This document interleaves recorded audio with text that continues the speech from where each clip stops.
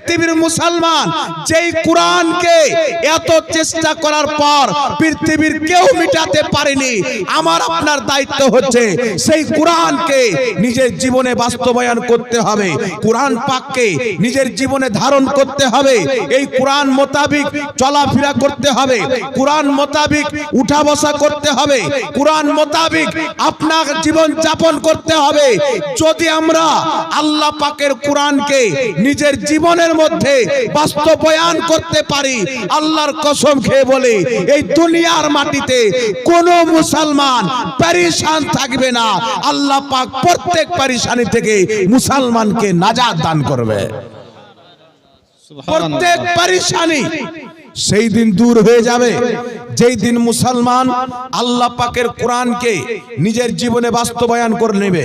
এই পৃথিবীর মুসলমান কোরআনকে অনেক কেউ হিফজ করে কমপ্লিট মুখস্থ করে নাই, কিন্তু আমরা কোরআন পাকের প্রতি আমল করতে পারিনি, কোরআনকে নিজের জীবনে বাস্তবায়ন করতে পারিনি।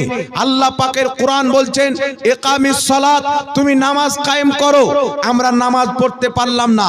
আল্লাহ পাকের কোরআন বলছেন যাকাত দাও, আমরা যাকাত দিতে পারলাম না। আল্লাহ পাকের কোরআন বলছেন শরাব পান করিও না, আমরা শরাব করতে লিপ্ত হয়ে গেলাম। আল্লাহর কোরআন বলছেন সুদ হারাম করে দিলাম, আমরা মুসলমান সুদে লিপ্ত হয়ে গেলাম। এই জন্য পৃথিবীর মুসলমান আপনাকে বলতে চাই, আজ আমাদের মোবাইলে যদি কোন রকমের কোন মেসেজ চলে আসে, রাত্রি 2টার সময় যদি মোবাইলের রিংটোন বেজে যায়, ফাটাং করে মোবাইলটা হাতে নিয়ে দেখি মেসেজটা কে পাঠিয়েছে, কিন্তু তোমার প্রভু, তোমার খোদা, তোমার মাবুদ, তোমার খালিক, যিনি তোমাকে চোখ দিয়েছেন, তোমাকে ব্রেন দিয়েছেন, তোমাকে বুদ্ধি দিয়েছেন, সেই মহান রব্বুল আলামিন আজ থেকে প্রায় 1450 বছর পূর্বে নিজের প্রত্যেকটা মেসেজ কোরআন পাকের আকারে দিয়েছেন। আপনি বলেন আল্লাহ পাকের মেসেজ আপনি কবে পড়েছেন? আল্লাহ পাকের কোরআনে যে মেসেজ দিয়েছেন, এই কোরআনকে কি আমরা পড়েছি? এই কোরআনকে কি আমরা পড়েছি, বুঝেছি? যেই ব্যক্তি আল্লাহ পাকের কোরআনকে পড়েনি, আল্লাহ পাকের কোরআনকে বুঝেনি, আপনারা বলেন সেই ব্যক্তি কোনোদিন আল্লাহকে চিনতে পারে? চিনতে পারবে? আল্লাহকে চিনতে হলে কোরআন পড়তে হবে, নবীকে চিনতে হলে কোরআন পড়তে হবে, জান্নাতকে চিনতে হলে কোরআন পড়তে হবে, জান্নাতে যাওয়ার পথ খুঁজতে হলে কোরআন পাকে খুঁজতে হবে। সুবহানাল্লাহ, সুবহানাল্লাহ। বেশক কোন পথে চললে আপনি জান্নাত যাবেন, আল্লাহর কোরআন আপনাকে ওই পথ দেখাবে। কোন পথে চললে আপনি জাহান্নাম যাবেন, আল্লাহর কোরআন আপনাকে সেই পথ দেখাবে। এই জন্য পৃথিবীর মানুষ আপনাকে বলতে চাই, নিজে কোরআন পড়েননি, কোরআন শিখেন। মসজিদের ইমামের কাছে গিয়ে কোরআন শিখেন। আপনার বেটাকে, আপনার মেয়েকে ইংরেজি শিক্ষা দেওয়ার জন্য 3000 টাকা মাসে আপনি টিউশন পড়ান, 1000 টাকা মাস মাস্টারকে দিয়ে আপনি বাংলা শিখান, আপনি অঙ্ক শিখান, আপনি ম্যাথমেটিক্স শিখান, আপনি ফিজিশিয়ান শিখান, বিভিন্ন রকমের শিক্ষা দেন। কিন্তু পৃথিবীর মাটিতে এমন কোন মুসলমান আছে যে আল্লাহর কোরআন শিক্ষা দেওয়ার জন্য কোন আলিমকে টিউশন দিয়েছে পয়সা দিয়ে? এইরকম মুসলমান আছে এই এলাকাতে? পৃথিবীতে অনেক আছে, অনেক আছে, অনেক হতে পারে, কিন্তু এই এলাকাতে আছে যে আমার মেয়ে আল্লাহ পাকের কোরআন শিখবে, আমি তাকে টিউশন দিই। আরে টিউশন তো দূরের কথা, এই মানুষ ফ্রিতে কোরআন শিক্ষা দেওয়ার জন্য বড় বড় মাদ্রাসা তৈরি হয়ে পড়ে আছে, মক্তবখানা পড়ে আছে। মাদ্রাসায় পড়তে কে যাবে? মক্তবে পড়তে কে যাবে? ফকিরের বেটা পড়তে যাবে, গরিবের বেটা পড়তে যাবে, চাষির বেটা পড়তে যাবে। কাউকে যদি আল্লাহ চাকরি দিয়ে 2-4 টাকা মাস ইনকাম করে নেয়, এ আবার চিকনা হয়ে গেল, আমার বেটা মাদ্রাসায় পড়বে, আমার বেটা তো ইংল্যান্ডে পড়বে। একটু যদি আল্লাহ তাকে পয়সা দিয়ে দেয়, এ বেটার মাদ্রাসায় পড়াবে না। মনে রাখবেন মুসলমান, আপনার বেটাকে স্কুলে পড়াতে আমি নিষেধ করি না। যদি মুসলমানের বাচ্চা স্কুলে পড়ে মাস্টার না হয়, মুসলমানদেরকে হিন্দি কে শিখাবে, বাংলা কে শিখাবে, ইংরেজি কে শিখাবে, গণিত কে শিখাবে, বিজ্ঞান কে শিখাবে। আপনার ছেলেকে ডক্টর বানান, ইঞ্জিনিয়ার বানান, মাস্টার বানান, আপনার যা ইচ্ছা তা বানান, ইসলামে জায়েজ আছে। তবে আপনাকে বলতে চাই, সর্বপ্রথম আল্লাহর কোরআন পড়ে, নবীর হাদিস পড়িয়ে আপনার সন্তানকে আগে আল্লাহর সচ্চা বান্দা বানান, নবী মুস্তাফার সচ্চা গোলাম বানান। বেশক বেশক, সুবহানাল্লাহ। যদি আপনার ছেলে আল্লাহর সচ্চা বান্দা হয়ে যায়, নবী পাকের সচ্চা গোলাম হয়ে যায়, যদি আপনার ছেলে ইংল্যান্ডের মাটিতে চাকরি করে, হাজারো ইহুদি খ্রিস্টানের মাঝে বসবাস করে, তার ঈমান কেউ লুটতে পারবে না। যদি আপনার সন্তানের কাজ কোরআন পাকের জ্ঞান না থাকে, হাদিস শরীফের জ্ঞান না থাকে, আপনার এই সন্তান ইহুদির পাশে যখন বসবে ইহুদির ধর্ম গ্রহণ করে নিবে, খ্রিস্টানের পাশে বসলে খ্রিস্টানের ধর্ম গ্রহণ করে নিবে। এই রকম অসংখ্য উপমা উদাহরণ আমাদের সামনে রয়েছে। বড় বড় ডক্টর আমেরিকাতে চাকরি পেয়েছে, বিজ্ঞান নাসাতে চাকরি পেয়েছে, আপনার ইংল্যান্ডের হল্যান্ডে চাকরি পেয়েছে, এই রকম লন্ডনে চাকরি পেয়েছে। সেখানে গিয়ে ইহুদি মেয়েকে বিয়ে করে মুসলমান ছিল, ইহুদি হয়ে গেছে। খ্রিস্টান মেয়েকে বিয়ে করে মুসলমান ছিল, খ্রিস্টান হয়ে গেছে।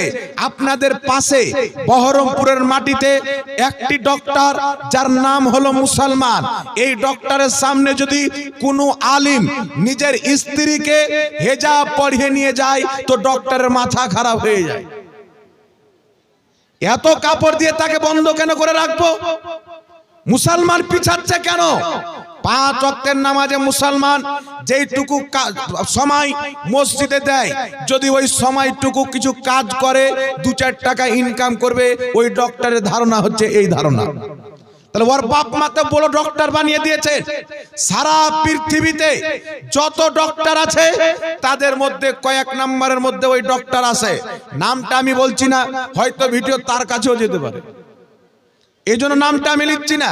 তাহলে এই রকম ডক্টর যদি আপনার ছেলেকে বানান, এই রকম মাস্টার যদি বানান, কালকে আপনার ছেলের কাজ কাদিয়ানি চলে আসবে, বলবে শোনো গোলাম আহমদ কাদিয়ানি আল্লাহর নবী, তাকে নবী মেনে নাও।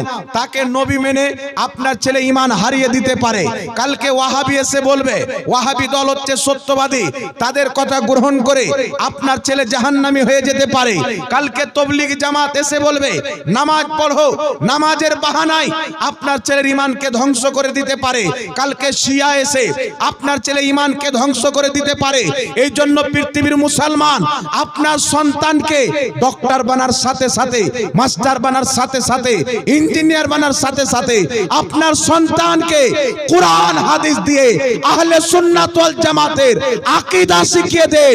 তবে তা হায়াত পর্যন্ত যতদিন আপনার সন্তান বাঁচবে তার ঈমান ধ্বংস করতে পারবে না, বরং আপনার সন্তানের মাধ্যমে হাজার লোকের ঈমান বেঁচে যাবে। সুবহানাল্লাহ সুবহানাল্লাহ। নারে তাকবীর, নারে তাকবীর, নারে রিসালাত। হযরত মাওলানা মুফতি মোহাম্মদ জাহাঙ্গীর আলম আমি সাহেব বলছি না বিরাদর ইসলাম যে আপনার সন্তানকে ডক্টর বানান, অবশ্যই বানান। মুসলমানের সন্তানকে ডক্টর হতে হবে, ইঞ্জিনিয়ার হতে হবে, বিজ্ঞান হতে হবে, বড় বড় পদে যেতে হবে। এই জন্য যেতে হবে কারণ মুসলিম সমাজ যত বেশি শিক্ষা অর্জন করবে ইসলাম তত আগে যাবে।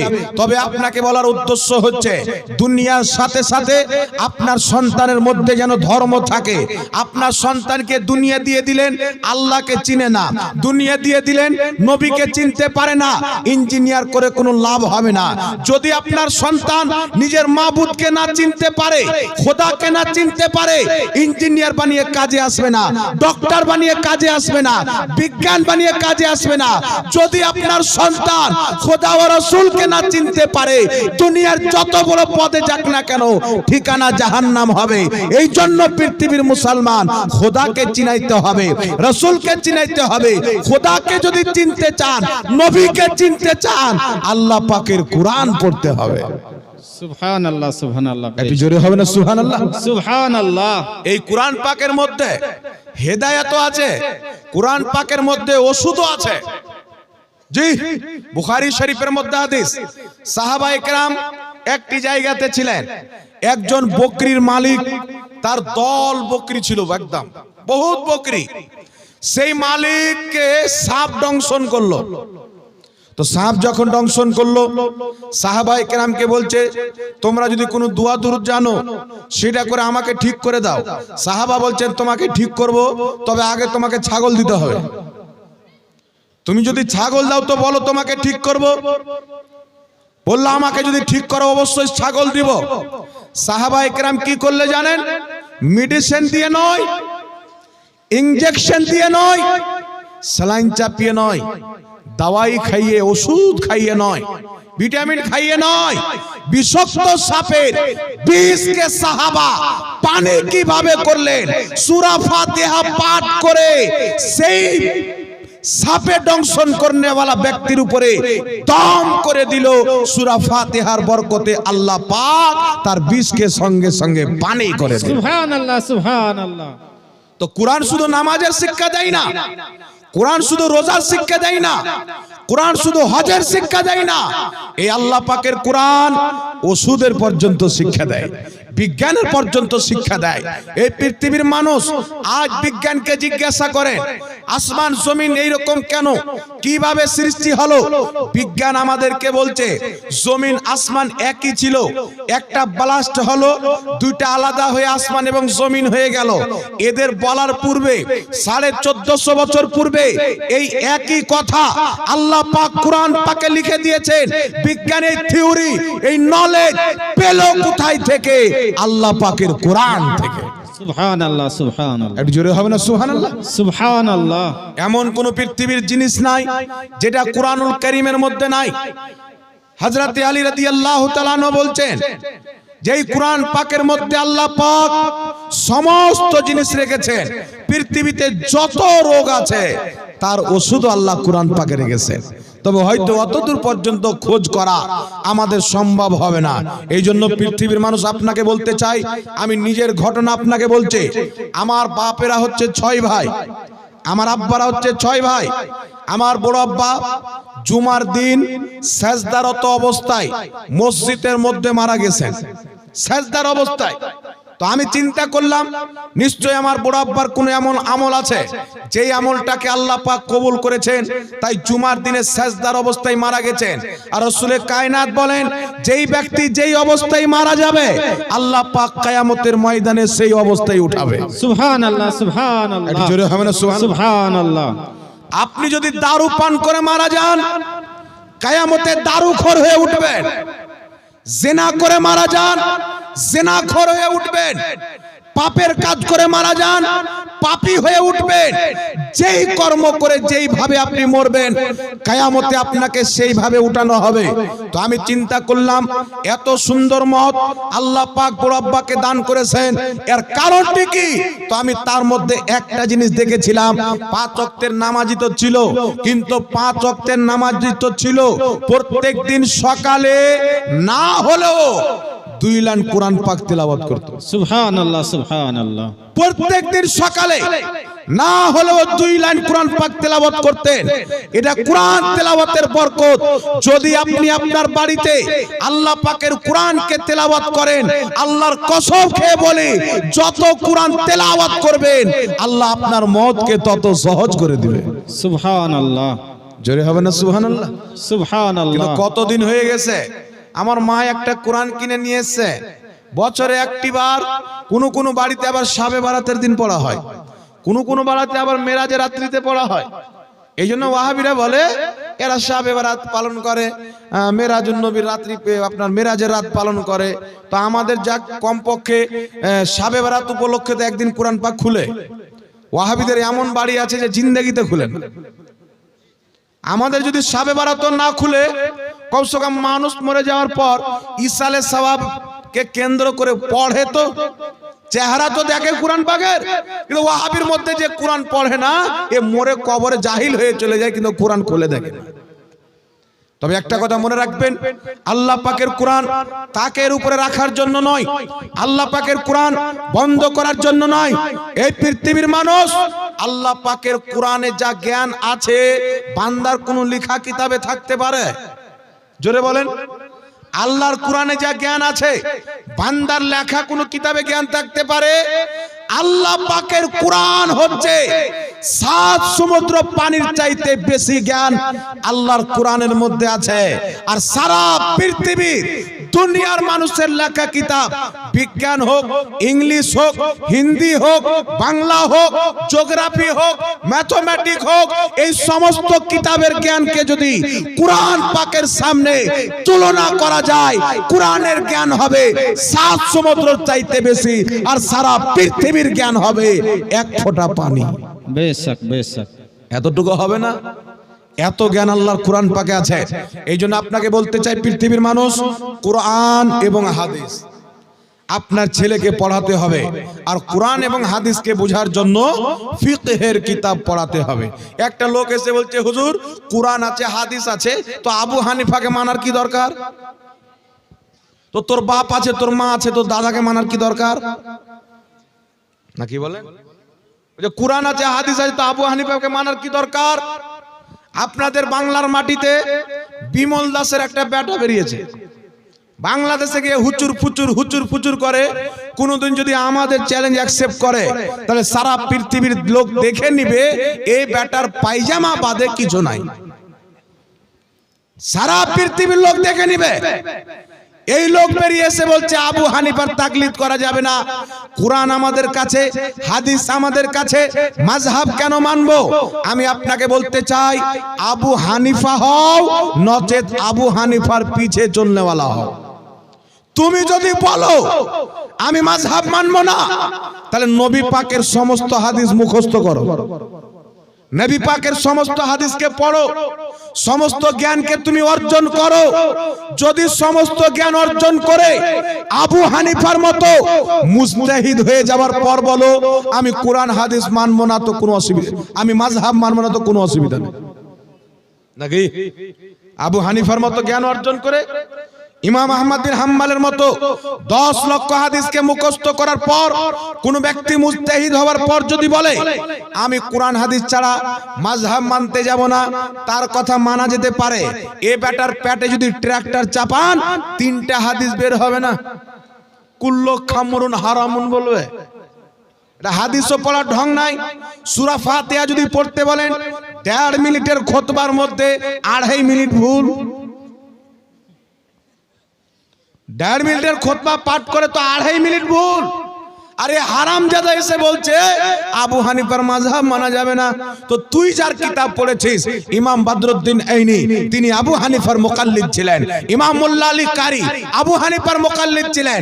এই শুনো, ইমাম ইবনে হাজার আসকালানি মাযহাবের মুকাল্লিদ, ইমাম জালালউদ্দিন সুয়ুতি মাযহাব मानने वाला, इमाम इब्ने माजा शरीफ लिखने वाला, शाफी मजहब मानने वाला, इमाम अबू दाऊद मजहब मानने वाला।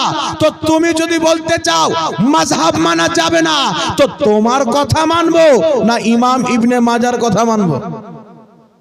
চিন্তা করেন, যিনি হাদিসের কিতাব লিখেছেন, 6টি সহিহ হাদিসের নাম শুনেছেন বাবা? তার মধ্যে একটি কিতাব হচ্ছে ইবনে মাজা, আর একটি কিতাব হচ্ছে আবু দাউদ।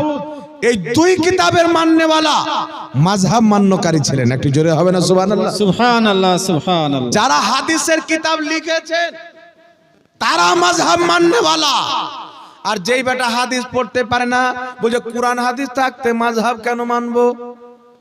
তো সারা দুনিয়াতে কোন লা মাযহাবী আমার সামনে দাঁড়িয়ে সনদ সহ ইমাম যারা ছিলেন, কেউ 10 লক্ষ হাদিস মুখস্থ জানতেন, কেউ 5 লক্ষ, কেউ 7 লক্ষ।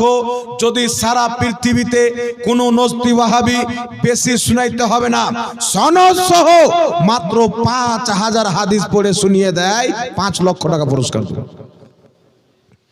5000 হাদিস।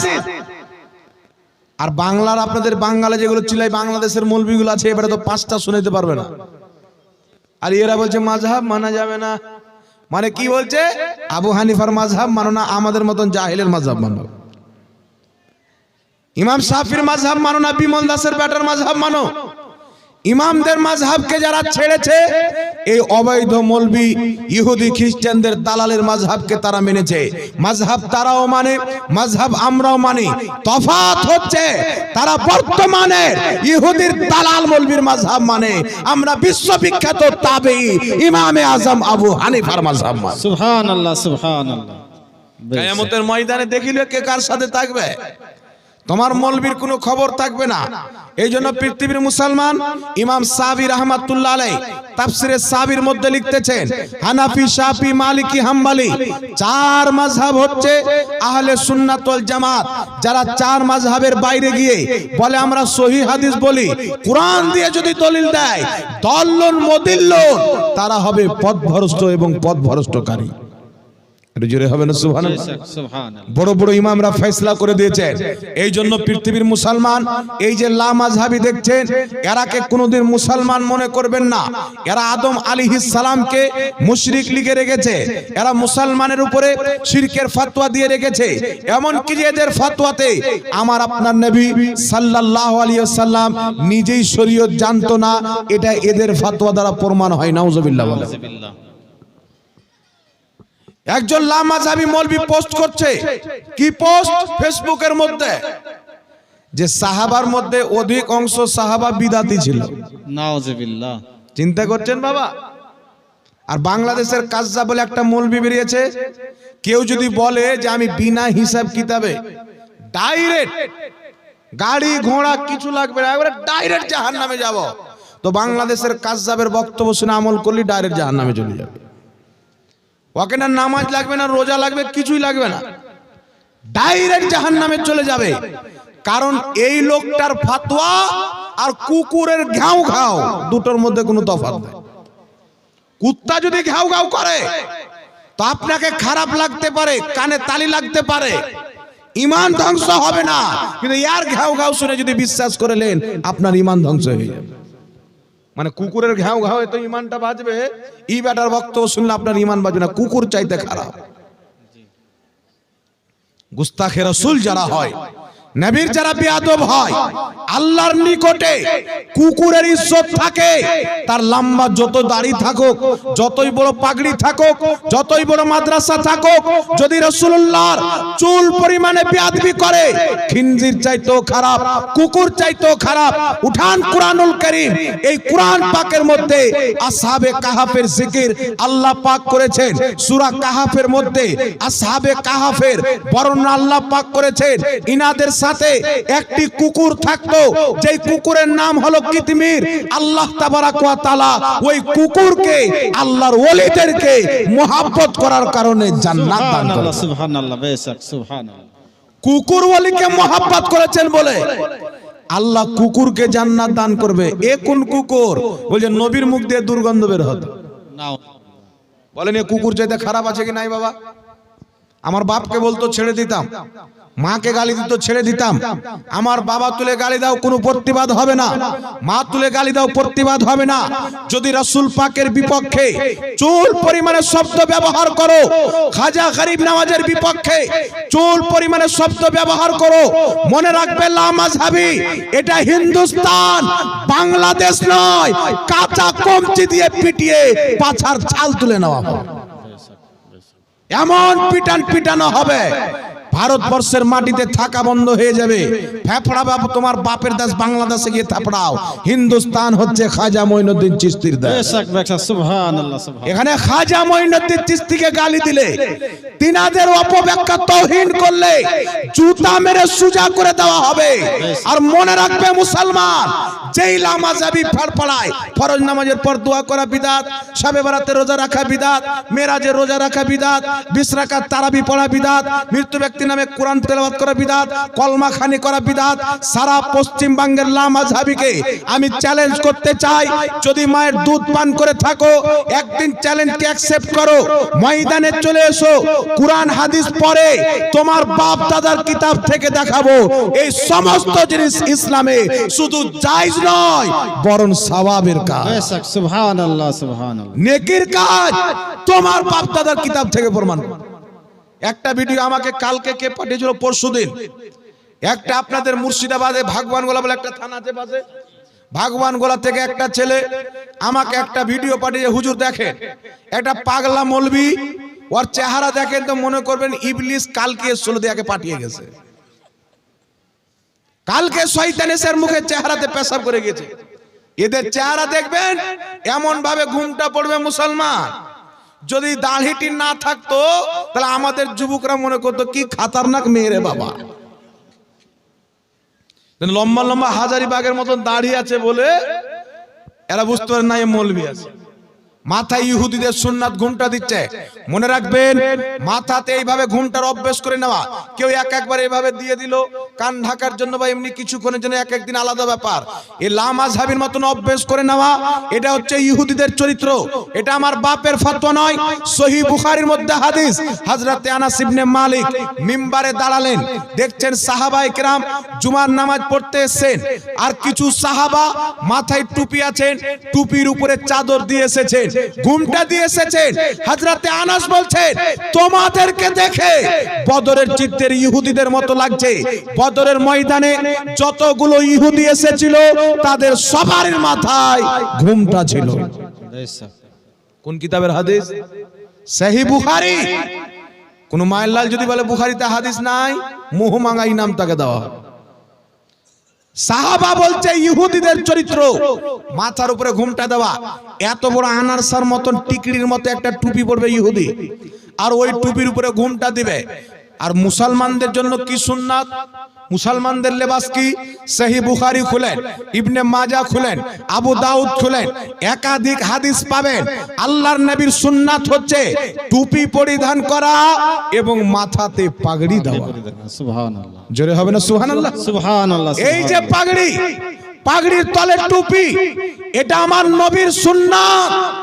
আর ওয়াহাবি বলছে টুপি ইসলামিক পোশাক, পড়লেও হবে না পড়লেও হবে, সুন্নাত নয়। বুঝতে পারছেন?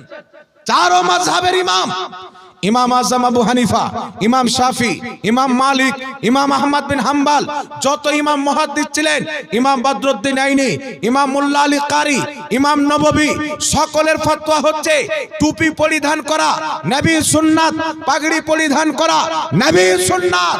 আর এ বেটা বলছে ইসলামিক লেবাস, পড়লেও হবে না পড়লেও হবে, কিন্তু ঘুমটা ছাড়ে না, কারণ ঘুমটা তাদের আসল বাপ ইহুদিদের সুন্নাত।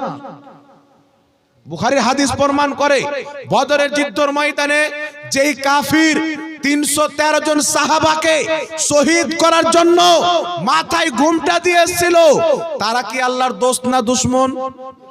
জোরে বলেন। তারা ভালো মানুষ না জাহান্নামী? নিঃসন্দেহে জাহান্নামী। তাহলে যারা ইসলামের বদরের যুদ্ধে ইসলামের বিপক্ষে মাথায় ঘুমটা দিয়েছে, কোন লজ্জাতে লামাযহাবী মুল্লা মাথার উপরে ঘুমটা পড়ে? এদের লজ্জা শরম আছে? জোরে বলেন, এদের লজ্জা শরম আছে?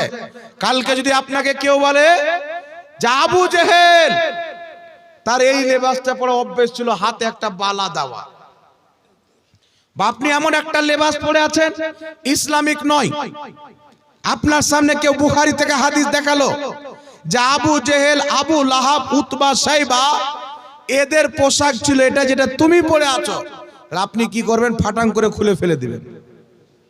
ইমানে গায়রাত। কিন্তু ইহুদি খ্রিস্টানদের পোশাককে তারা সুন্নাত বানিয়ে নিয়েছে, অভ্যাস বানিয়ে নিয়েছে। আর একটা জাহিল মৌলবি বলছে যে লম্বা পাগড়ি পরে। ওই ঝাড়খণ্ডে একটা মুফতি জাহাঙ্গীর বেরিয়েছে, লম্বা পাগড়ি পড়ে। তো তোর বাপের টাকার পড়ি নাকি? আমি লম্বা পড়ি, ছোট পাগড়ি পড়ি, তোর বাপের কি হলো? তুমি তো ইহুদিদের মতো দাড়ি, ইহুদিদের মতন দাড়ি চাড়ছো, ইহুদির মতো ঘুমটা পড়ছো।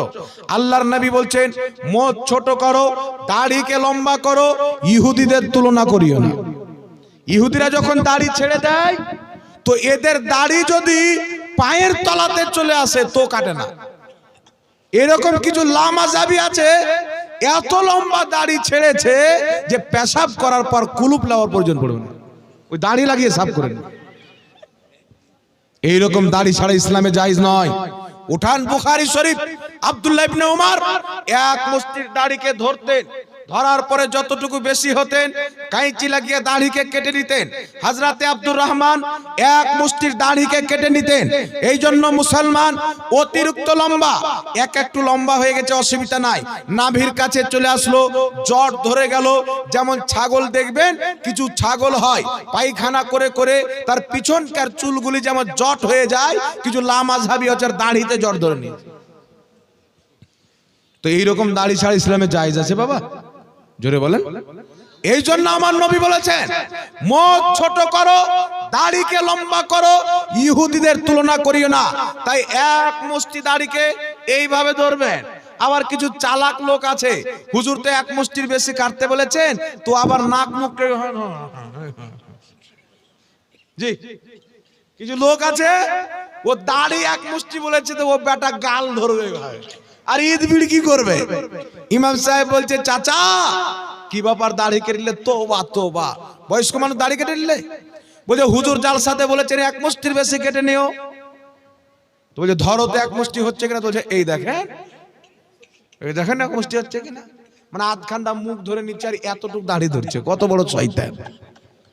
তো ইমাম সাহেব বলছে সুবহানাল্লাহ, দাড়ি এক মুষ্টি বলেছে তুমি তো গাল ধরছো, আর একটু মাথা যদি ধরে না তাহলে এত দূর পর্যন্ত কাটতে হবে, তো মুখও কেটে ফেলে দিতে হবে না, কি বলে? এরকম মার্কেটে কিছু লোক আছে বাবা, মৌলভী সাহেব বলছে এক মুষ্টির বেশি কাটিও, এ বাবার হাতুড়া পর্যন্ত ধরে ও হাফ আঙুল লাগছে, বলছে এক মুষ্টির বেশি কেটেছে। আর কিছু মুরব্বী বাবা আছে, একটা যুবককে বলছে এ বাবু দাড়িটা ছেড়ে দাও যুব ভাই, বলছে হুজুর এখন বিয়ে শাদী হয়নি, কি করে দাড়ি ছাড়বো, বিয়ে শাদীটা হোক।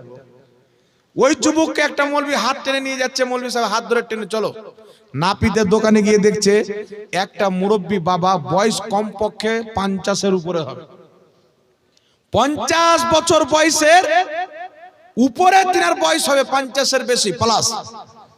এই মুরব্বী বাবার গালগুলো ধসড়ে গেছে, এ বেটা দাড়ি কাটছে, তো নাপিত বলছে চাচা আর দাড়ি কাটিয়ে না কেন? বলে তোমার গাল অব্দি আমার খুর যায় না। তো বুড়া বলছে যে চিমটা লেগে গালকে টেনে কাটো, কিন্তু দাড়ি কাটো। তো যুবক তো বলছে বিয়ে শাদী হোক, বলেন তো বুড়াও কে বিয়ে শাদী করবে? 50 বছর লোক আছে না নাই আপনাদের গ্রামে, 60 বছরের লোক আছে, 70 বছরের লোক আছে, এমন লোক আছে যাদের 4টা-5টা ছেলে, লাতা লাতনি, বেটার বেটির বিয়ে দিবে, মেয়ের বেটার বিয়ে দিবে, এই রকম লোকের চেহারাতে দাড়ি নাই। এরকম লোক আছে কি নাই? কারণ আমাদের তো লজ্জা শরম নাই। নাম আব্দুর রহমান, মুসলমান, জান্নাতে যাব, মনে হচ্ছে জান্নাতটা আমার বাপ বানিয়ে রেখেছে। ও সকাল সন্ধ্যা দাড়ি কাটবে আর বলছে জান্নাতে যাব। কবরে যখন আপনাকে রাখা হবে ফেরেশতা এমন মুক্কা দিবে না, থোতড়া চেঞ্জ করে দিবে। দাড়ি কাটা হারাম, নবী পাকের সুন্নাত দাড়ি। ইসলাম বলছে দাড়ি রাখো। আপনি যদি সচ্চা মুসলমান হন আপনাকে দাড়ি রাখতে হবে। ইহুদি কাটবে, খ্রিস্টান কাটবে, হিন্দু কাটবে, জৈন কাটবে, বুদ্ধিস্ট কাটবে, শিখ কাটবে, তাদের ধর্মে তারা দাড়ি কাটবে, দারু পান করবে, জুয়া খেলবে, জেনায় লিপ্ত হবে, ফিল্মের হিরো হিরোইন হবে, কিন্তু এগুলো মুসলমান করতে পারে না। কেন করতে পারে না? আল্লাহর নবী বলছেন দুনিয়া হচ্ছে মুমিনদের জন্য জেলখানা, ওয়া জান্নাতুল লিল কাফিরিন, এবং কাফিরদের জন্য জান্নাত। দুনিয়া মুমিনদের জন্য জেলখানা, কাফিরদের জন্য জান্নাত। একটু লক্ষ্য করে শুনেন বাবা, কাফিরদের জন্য জান্নাত কেন, মুমিনদের জন্য জেলখানা কেন? মুমিনদের জন্য এই জন্য জেলখানা, একজন মুসলমানের ইচ্ছা খুব করছে এক বোতল দারু পেতাম, এই সুবহানাল্লাহ, পাবে খেতে? এই জোরে বলেন পাবে? পাবে না। একজন মুসলমান চাচ্ছে দাড়ি কাটবো, কাটতে পাবে না। মুসলমানের মন চাচ্ছে আমি জুয়া খেলবো, খেলতে পারে না। মুসলমানের মন চাচ্ছে গান করব, করতে পারে না। হিরো হিরোইন সাজবো, পারে না। কেন পারে না? যেই দিন মুসলমান তুমি আল্লাহকে এক মেনে নবীর কলমা পাঠ করে মুসলমান হয়েছো, কুরআন হাদিসের আইনে তুমি বন্দী হয়ে গেছো। তুমি যেই দিন থেকে নিজেকে মুসলমান বলেছো, কুরআন হাদিসের আইন তোমার প্রতি ফরজ করে দেওয়া হয়েছে। কুরআন যেটা বলবে ওটা তোমাকে করতে হবে, হাদিস যেটা বলবে ওটা তোমাকে করতে হবে। কুরআন হাদিস যেটাকে নিষেধ করবে সেটা থেকে দূরে থাকতে হবে। এরই অর্থ হচ্ছে মুমিনদের জন্য জেলখানা। দুনিয়াতে যদি মুসলমান নিজেকে কুরআন হাদিসের আইনে বন্দী করে রাখতে পারে, আল্লাহ তার কবরকে মাটি বানিয়ে রাখবে না, জান্নাতের বাগান বানিয়ে দিবে। এইজন্য আল্লাহ পাক কুরআন পাকে বলেছেন ওয়াল্লাযীনা আমানু ওয়া আমিলুস সলিহাতি ফি রাউযাতিল জান্নাহ, যারা ঈমান এনে ভালো আমল করে যায়, আল্লাহ বলছেন ফি রাউযাতিল জান্নাহ, তারা জান্নাতের বাগানে থাকে। একটু জোরে হবে না সুবহানাল্লাহ?